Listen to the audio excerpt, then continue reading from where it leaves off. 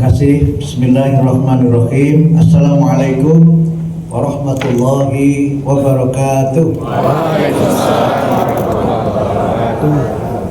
Selamat sore, salam sejahtera untuk kita semua. Yang terhormat Dirjen Pendidikan Menengah dan Pendidikan Khusus Bapak Tatang Mutakin, Direktur SMK Bapak Ari Wibowo Kurniawan beserta seluruh jajaran, para kepala sekolah SMK beserta bimbingan teknis sertifikasi kompetensi murid SMK tahun 2026 dan seluruh hadirin dan hadirat yang berbahagia. Ini saya dibuatkan pantun oleh protokol saya ini. Pantunnya, burung merpati terbang tinggi, cakep, hinggap sebentar di pohon kenari. cakep, Sertifikasi kita kuatkan hari ini cakep. agar murid SMK kompeten dan mandiri. Terima kasih, pantunnya bagus. Lain kali dibuatkan lagi ya. Nanti juga kita buat ini kualifikasi untuk pembuatan pantun. Yang pertama, marilah kita bersama-sama senantiasa bersyukur kepada Allah Subhanahu wa Ta'ala, Tuhan yang Maha Kuasa, karena atas rahmatnya, atas karunia-Nya, pada sore hari ini kita dapat bersama-sama menghadiri pembukaan acara bimbingan teknis sertifikasi kompetensi murid SMK tahun 2026 tahap 2. Alhamdulillah kita semuanya dapat menghadiri dan semoga nanti dapat mengikuti semua acara hingga paripurna dalam keadaan sehat walafiat.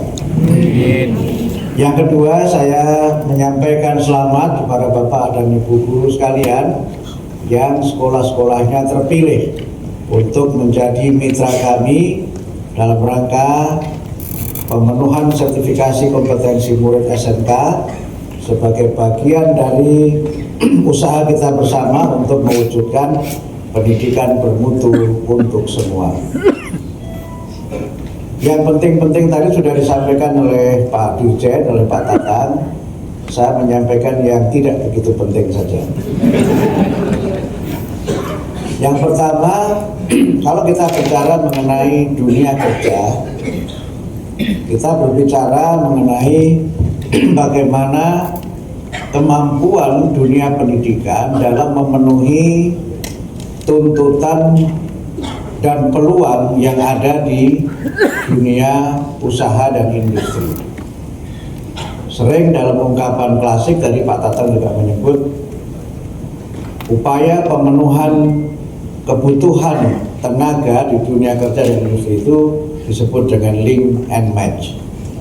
Bukan sesuatu yang baru dalam dunia pendidikan, tapi sesuatu yang memang tidak mudah untuk kita wujudkan. Karena dunia industri berkembang dengan sangat pesat, teknologi berkembang dengan sangat cepat, yang kadang-kadang kemampuan dunia pendidikan dalam memenuhi kebutuhan di dunia industri itu tidak seperti apa yang diharapkan. Ada buku judulnya itu eksponensial. Ini istilah dalam matematika. Ada garis eksponensial. Itu kalau yang guru matematika siapa ini? Atau nggak harus guru matematika, guru SMK juga tahu. Kecuali SMK Sastra dan Budaya. Ikan garisnya kan melejit begitu kan, cepat sekali. Itu bukunya sampulnya warna coklat, garisnya warna putih. Itu penulisnya seorang dari Inggris. Dia menjelaskan di buku itu perkembangan dunia, perkembangan teknologi, termasuk juga perkembangan dalam dunia industri itu mengikuti garis eksponensial. Sementara kemampuan kita menyiapkan tenaga kerja, itu garis yang satu lagi apa dalam matematika? Linear. Karena kemampuan kita menyiapkan tenaga kerja meniti garis linear itu, maka akhirnya banyak sekali yang kita siapkan itu tidak terserap karena sudah ketinggalan. Kalau kita ikuti berbagai penjelasan dari tayangan Pak Tatang menyebut World Economic Forum atau mungkin McKinsey dan berbagai data yang lain, apalagi di era digital seperti sekarang ini, banyak yang kita pelajari itu tidak lagi relevan karena sudah tidak lagi diperlukan.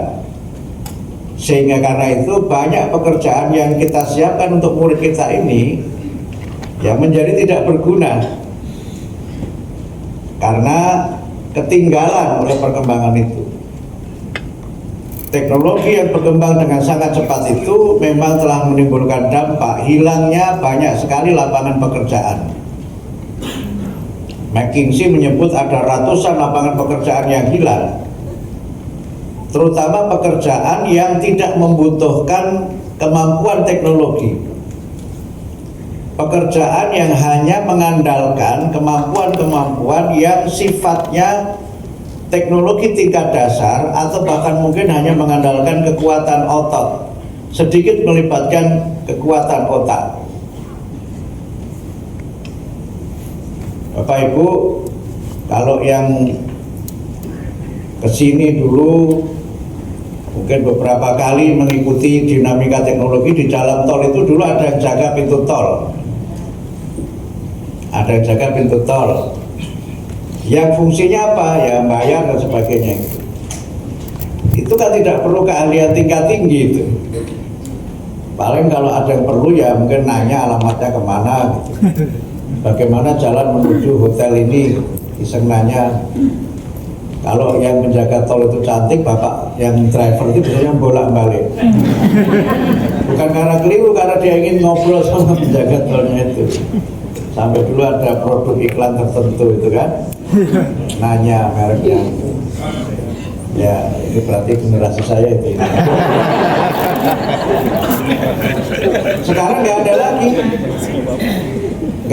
kan? Karena apa? Itu tidak perlu keahlian tingkat tinggi. Selain tidak efisien, juga malah kadang-kadang timbul kebocoran yang dibayarkan tidak disetor. Akhirnya kemudian sekarang sudah pakai tab kan? Pakai tab dan ketemu orang. Paling kalau ada orang itu kalau yang bermasalah karena mungkin kartunya rusak atau kartunya saldonya nggak cukup.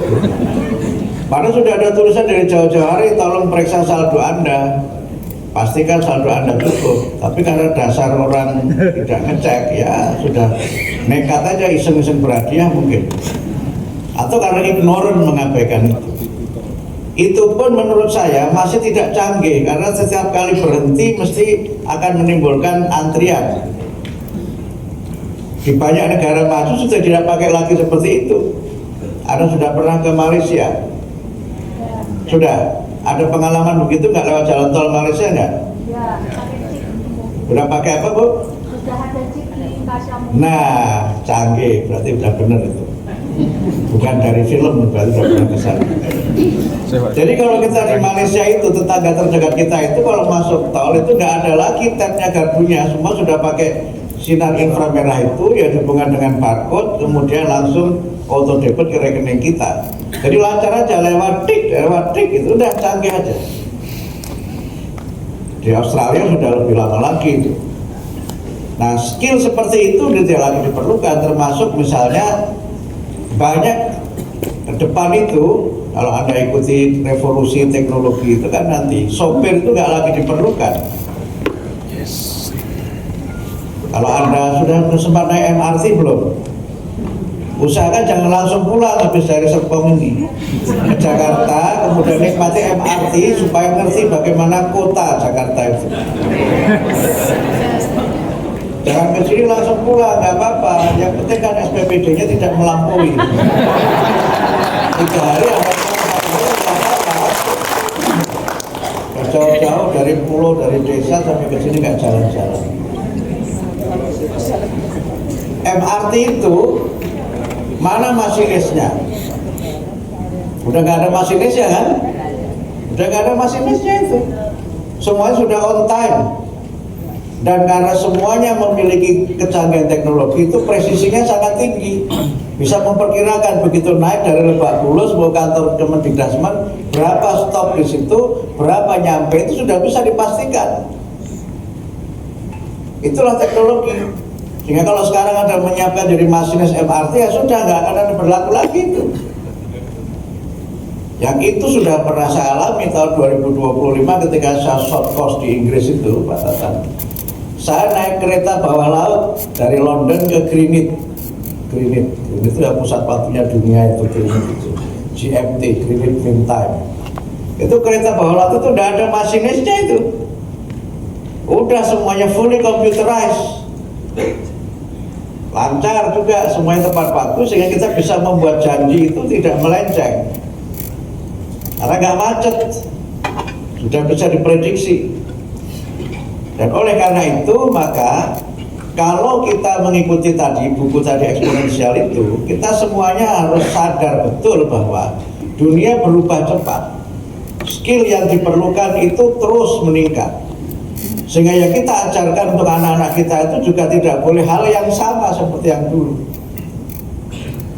Tetapi McKinsey itu menyebut bahwa banyak pekerjaan yang hilang, tapi banyak pekerjaan baru yang bisa diisi.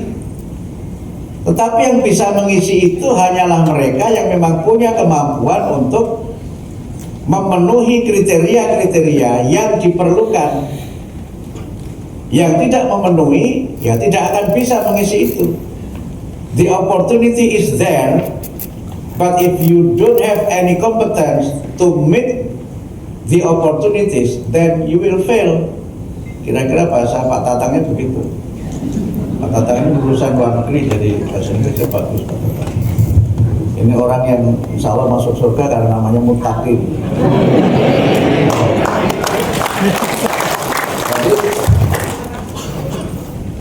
Karena itu penyiapan ini harus kita lakukan dari awal.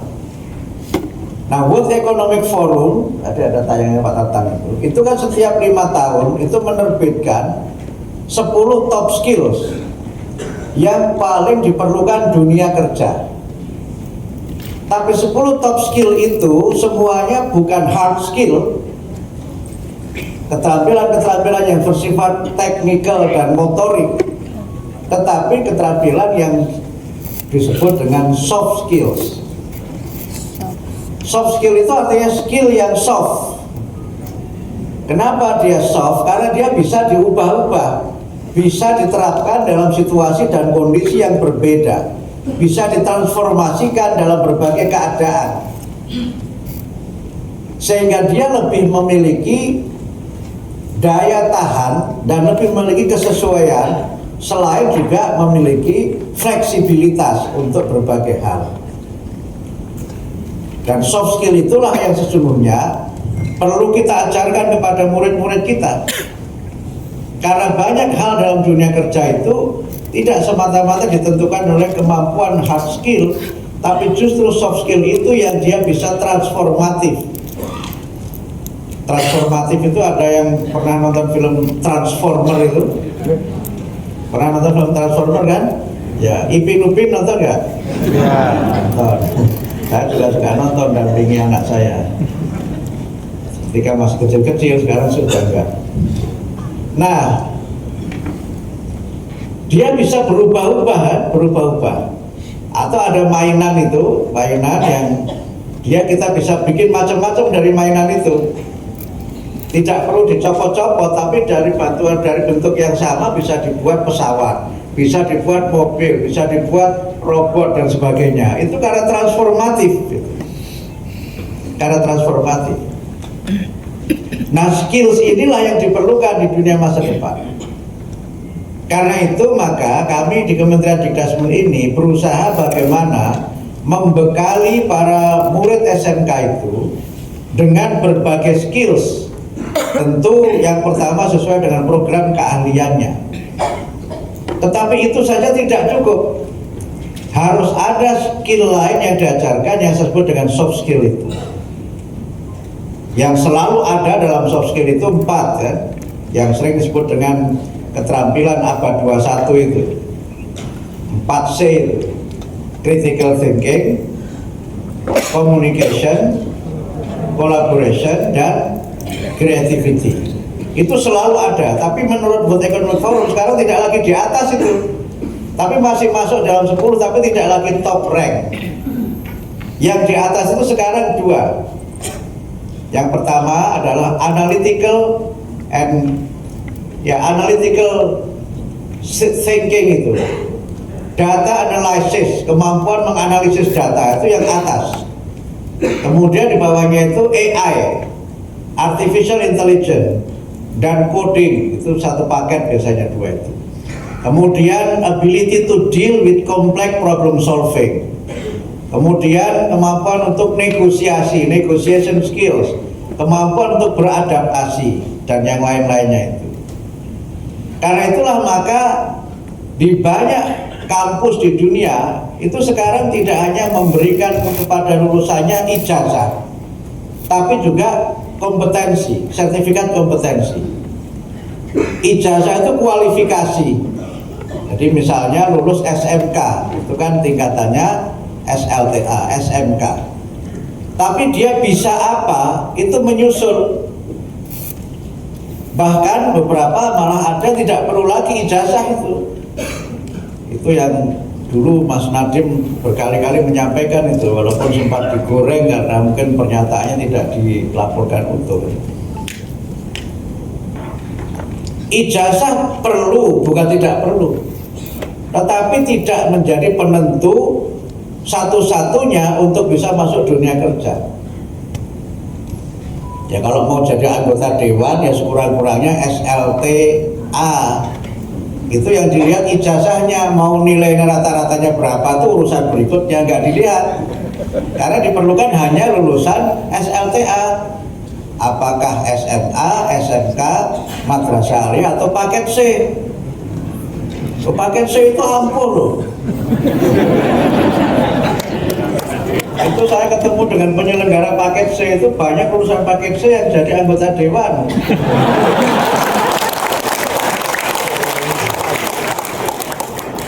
Malah dulu Bu Susi Pujiastuti itu kan jadi menteri lulusan SMP, kemudian ikut paket C setelah jadi menteri kan. Jadi sakti itu paket C itu, makanya kita buka paket C itu. Tetapi harus urut, B dulu baru C, jangan C dulu baru B. Yang boleh begitu hanya sholat jamak takdim, itu yang boleh. Kalau nggak boleh. Nah itu kualifikasi. Tetapi yang banyak diperlukan sekarang, kualifikasi penting, ijazah penting, kompetensi itu sekarang lebih penting. Makanya sekarang ada tadi BNSP, Badan Nasional Standarisasi Profesi. Levelnya apa? Skillnya level apa? Kemudian juga sekarang mulai ada LSP, Lembaga Sertifikasi Profesi. Ya itu tidak harus pakai ijazah kalau itu. Tetapi yang penting dia menguasai kompetensi-kompetensi tertentu, dan dunia masa depan itu akan semakin terspesialisasi. Jadi misalnya ini pekerjaan sepertinya pekerjaan ecek-ecek, pekerjaan gampang-gampangan. Misalnya mover tahu nggak mover? Mover itu yang kerjaan pindah-pindahkan barang itu, pindah-pindahkan barang. Itu kalau di negara maju itu harus orang yang bersertifikasi yang boleh itu. Nggak bisa sembarangan, karena memindahkan itu harus ada ilmunya, bagaimana cara menatanya dan sebagainya. Itu harus tersertifikasi. Nah, kalau kita kan pakai kol brondol aja itu, lama-lama brodol karena brondol. Nah, sekarang sudah mulai jadi industri kan sekarang. Misalnya di Jakarta ada merek tertentu, bla bla bla bla, move gitu. Nah, itu sudah pasti, jadinya sudah sekarang jadi profesi itu. Saya baru saja beli sepeda untuk anak saya. Kemudian nggak ada lagi kan kurir itu. Udah nanti kalau pakai kurir ini, pakai ini, nanti harganya sekian, sekian. Udah semuanya profesional, enak semuanya. Karena itulah dunia masa depan. Gitu. Makanya nanti jangan-jangan juga MC itu harus certified, termasuk bikin pantun juga certified.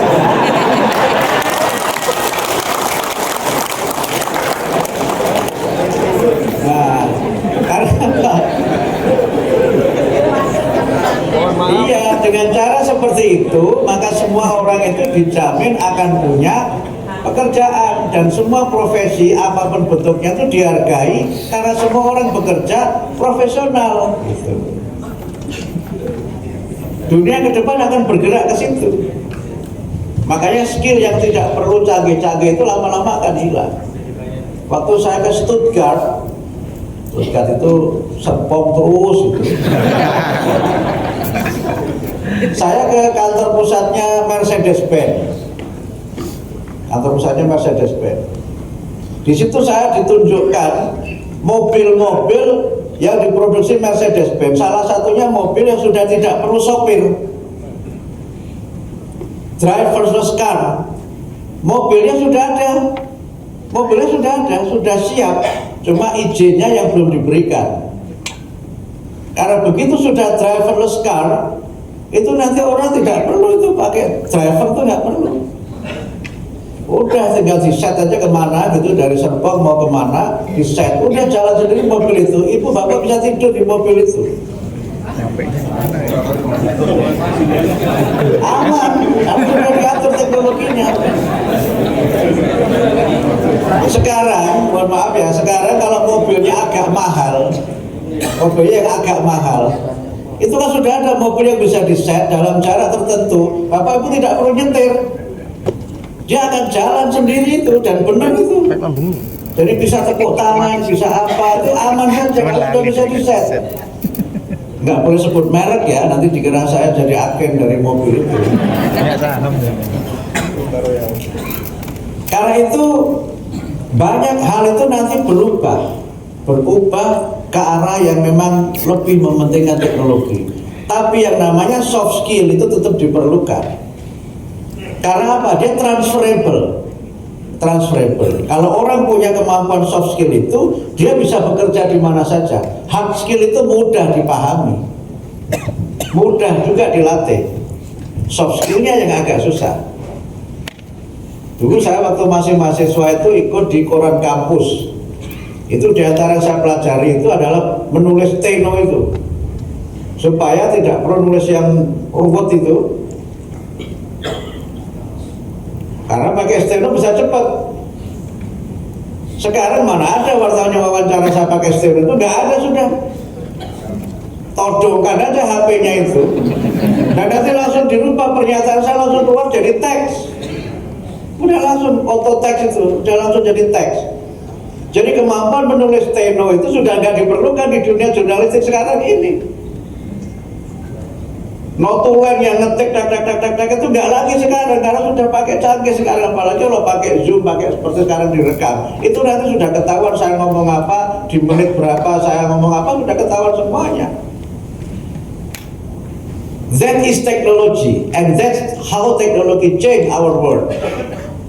Itu bagaimana teknologi merubah dunia kita itu. Nah, karena itu Bapak Ibu sekalian, kompetensi yang diajarkan di SMK tetap penting. Itu kan basic kompeten kan. Tetapi soft skill-nya juga harus diajarkan, harus disertakan. Karena kalau nanti dia misalnya kerja, misalnya biasanya kalau orang teknik mesin kan identik dengan orang yang suka nggak mau aturan. Karena dia berusaha dengan benda keras, juga kadang-kadang perilakunya keras. Memang dia orang teknik, memang keras. Ya begitu-begitu nggak laku di masa depan. Sehingga karena itu maka skill itu 3K yang diperlukan itu ke depan. Yang pertama tentu kualifikasi penting. Kualifikasi penting, itulah SMK itu, kualifikasi itu penting. Yang kedua itu kompetensi penting juga. Tapi ada satu yang diperlukan dimanapun di dunia kerja itu, K yang satu adalah kepemimpinan. Kepemimpinan itu sangat diperlukan dimanapun orang itu bekerja.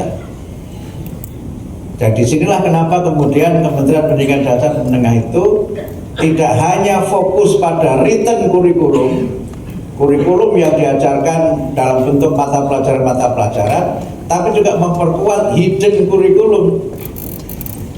Dia tidak ada dalam struktur tulisan, tapi menjadi bagian dari semua pengalaman yang diperoleh dalam dunia pendidikan. Itu namanya hidden kurikulum. Bagaimana guru berinteraksi dengan murid, cara menyapanya seperti apa, bagaimana suasana lingkungan di sekolah itu, bagaimana pengalaman-pengalaman di ekstrakurikuler dan sebagainya. Itu semuanya menjadi hidden kurikulum yang membuat lulusan-lulusan di sekolah tertentu memiliki nilai lebih. Karena kalau dia hanya mengandalkan 2K yang pertama, kualifikasi dan kompetensi, tanpa kepemimpinan, tanpa karakter, dia tidak akan bisa bertahan.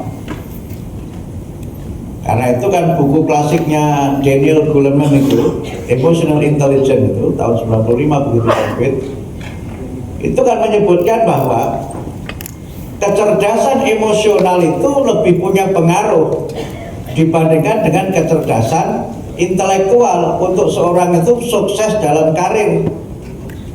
Dan banyak orang yang ketika dia hanya mengandalkan kemampuan intelektual itu, pada saat dia apply, dia melamar, itu mungkin dia diterima di banyak sekali perusahaan, tapi dia karirnya berhenti karena tidak punya kecerdasan emosional. Yang punya kecerdasan emosional itu mungkin tidak banyak diterima karena mungkin dilihat IP-nya berapa, SMK mana, akreditasinya apa, begitu kan. Tapi dia punya kemampuan emosional. Ini ada cerita menarik. Suatu saat ada sebuah perusahaan itu sedang melakukan seleksi pegawai. Di ruang seleksi itu dipasang CCTV. Yang dengan CCTV itu pihak HRD itu bisa melihat perilaku calon aplikan, itu dilihat perilakunya ketika menunggu seperti apa. Satu persatu dipanggil. Ada aplikan yang ketika dia itu duduk, dia sopan, kemudian ketika ada sampah, dia ambil sampah itu, dia buang di tempat sampah. Dilihat kompetensinya nggak bagus-bagus amat, tapi menurut HRD, dia orang yang bisa menjadi pegawai di situ karena dia punya inisiatif, dia punya emotional intelligence. Kalau Anda baca buku Samsung gitu, Samsung rahasia Samsung gitu. Itu perusahaan Korea yang sekarang ini menguasai pasar produksi elektronika itu. Menurut survei itu 40% produk elektronika itu Samsung sekarang. HP-nya mereknya apa?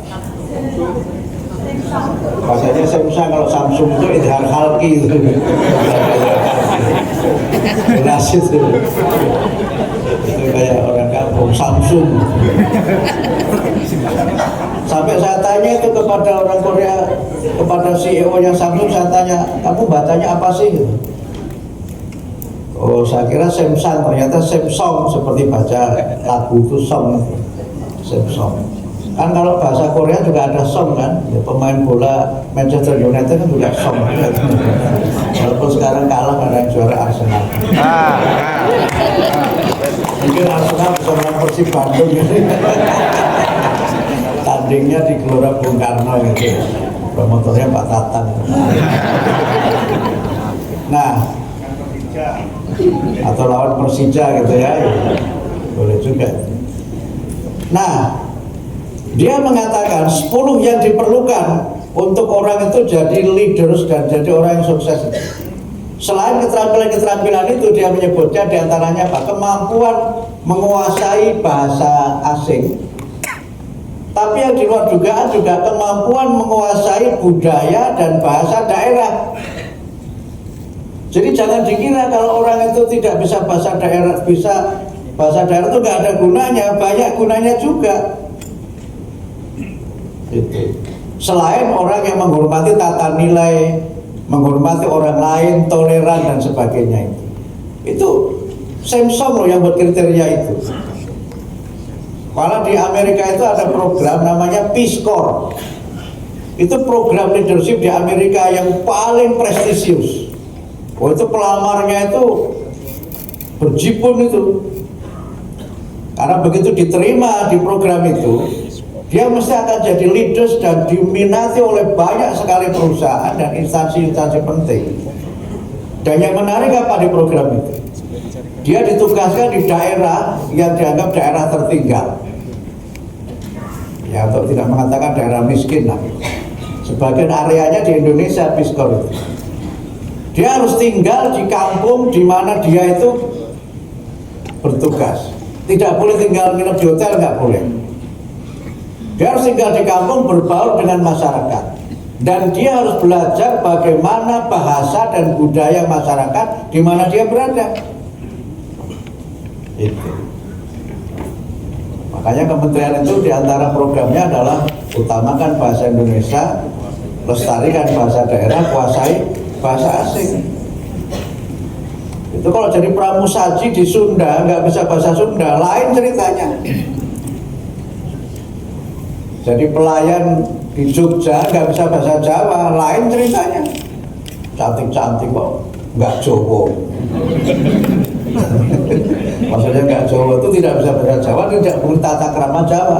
Cara menghidangkan itu kan ada ilmunya. Memang itu bisa diganti dengan robot.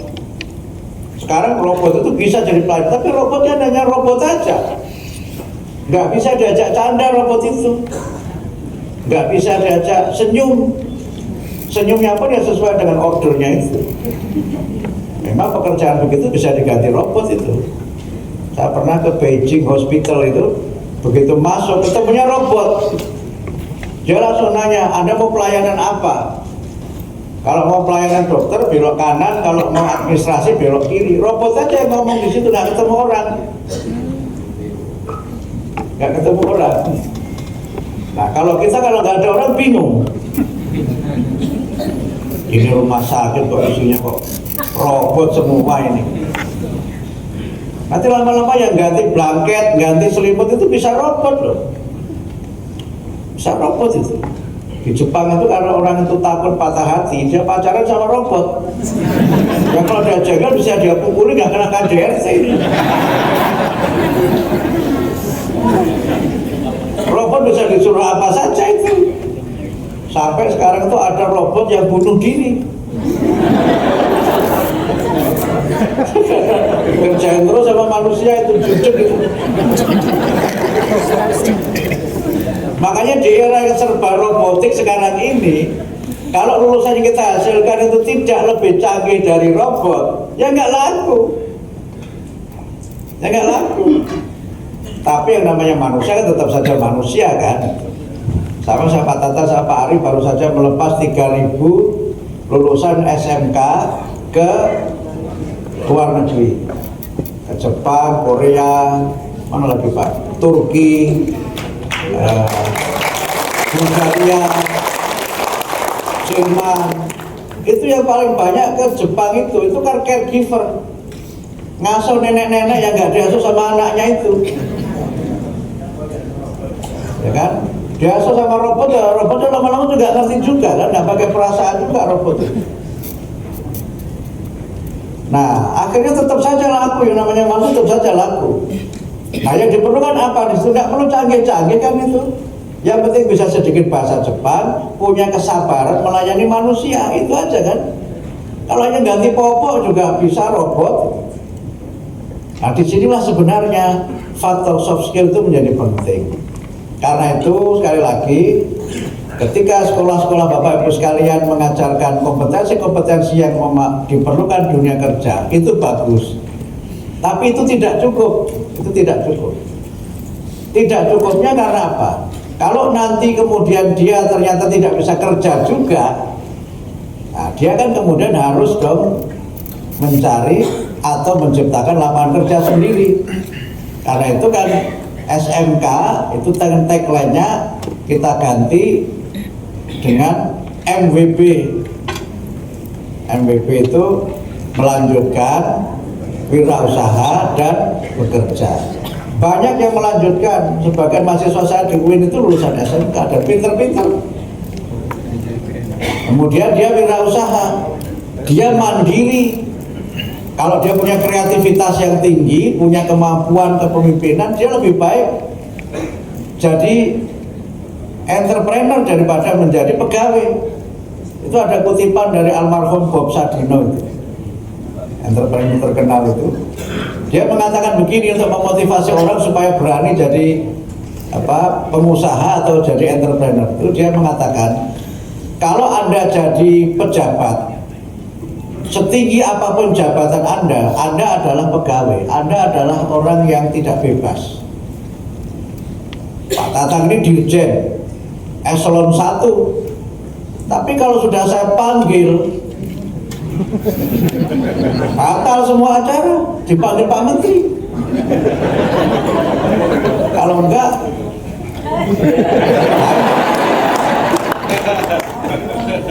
gitu. Saya ini menteri, tapi begitu dipanggil presiden, batal semua acara. Batal semua acara. Maka sekarang kalau undang saya itu mesti pakai tanda bintang. Jadwal sewaktu-waktu berubah. Kalau dipanggil presiden, batal semua itu. Kalau dipanggil Allah Subhanahu wa Ta'ala kadang masih ngeyel. Ini azan masih lama gitu kan. Ya nggak bisa ditunda, itu dipanggil Israel lah itu.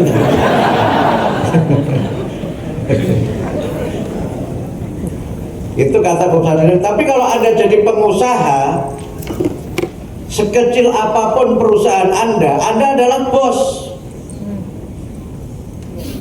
Anda yang menentukan gaji Anda berapa, Anda menentukan mau bekerja pakai cara seperti apa, Anda yang menentukan, karena Anda adalah bosnya. Itu. Nah, mental ini harus kita tanamkan, dan nggak usah ditawari yang susah-susah. Sekarang banyak kok orang bisnis itu modal dengkul itu banyak kok. Ada juga modal suara. Kadang-kadang cuma modal melihat, kadang-kadang aja modal dengar. Ada orang transaksi, kita dengar, kemudian transaksinya kecil, itu minta fee dia.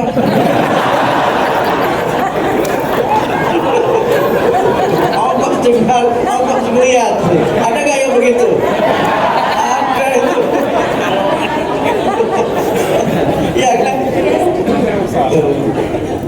Di Amerika itu, di antara pekerjaan profesional yang prestisius itu namanya broker. Itu pekerjaan profesional itu, dan dia menyebut di kartu namanya itu Abdul Mukti, broker itu. Kalau di sini kan kesannya masih negatif ya, karena apa? Dianggap tadi orang cuma modal dengar, modal melihat aja gitu. Karena dia cuma modal batuk.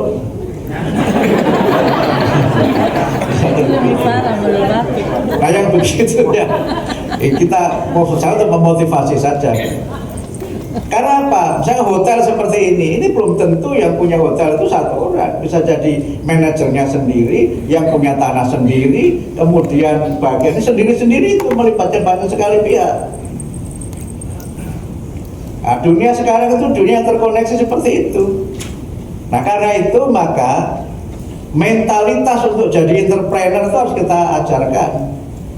Dan banyak kan yang sukses itu mulainya dari kecil gitu. Mulainya dari usaha kecil-kecil gitu.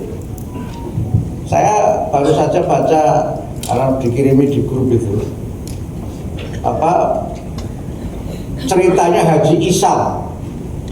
Ini lagi top mahkotop yang dari Kalimantan Selatan siapa? Ada? Mesti tahu ya? Istrinya berapa? Nggak usah disebut ya? Nggak usah diperpanjang juga. Ngapain ngurusi istri udah? Beliau itu kan sekarang pengusaha yang sudah top atas, asetnya triliunan. Mulainya dari mana? Sopir aja dulu, tapi dia belajar, dia tidak berhenti di situ, dia punya mental kewirausahaan itu. Sukses.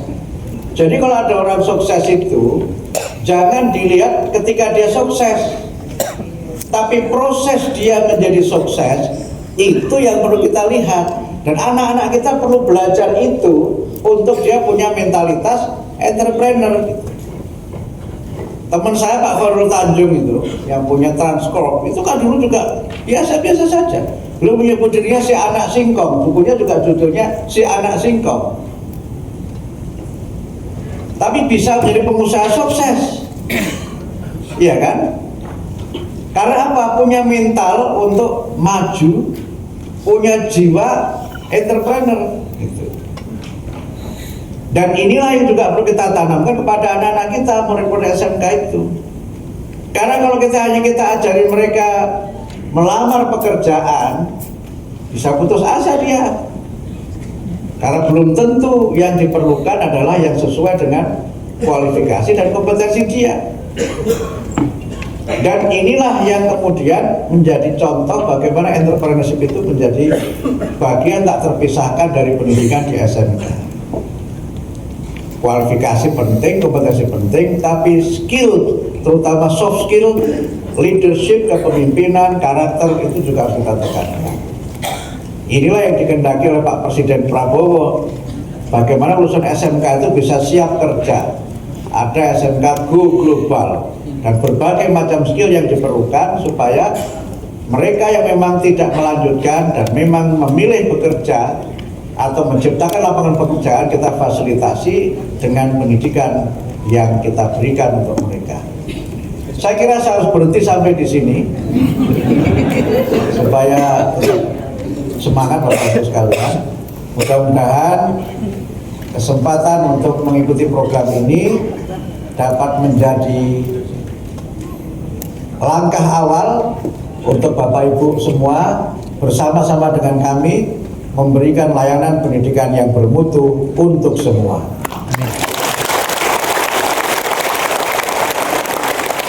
Kita ciptakan generasi hebat, generasi Indonesia emas dengan berbagai skill, keterampilan, kemampuan, kompetensi, sehingga mereka semuanya dapat berkontribusi untuk bangsa dan negara sesuai dengan kemampuan dan keahliannya masing-masing. Saya kira demikian, mohon maaf atas segala kekurangan. Selamat mengikuti acara BIMTEK. Karena ini BIMTEK memang agak teknis, mudah-mudahan tidak bikin apa, biasanya BIMTEK itu masalahnya apa? Judek itu karena detail-detail bikin lapornya bagaimana gitu.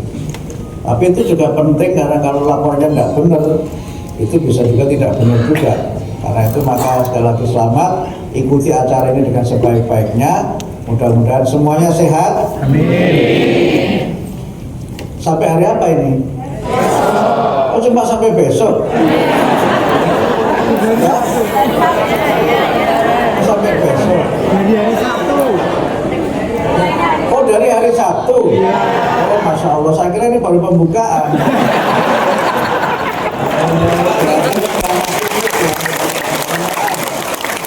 Oh, karena di undangan Pak Tatang itu menyebut tanggal sekian sampai sekian, saya bisanya kapan gitu.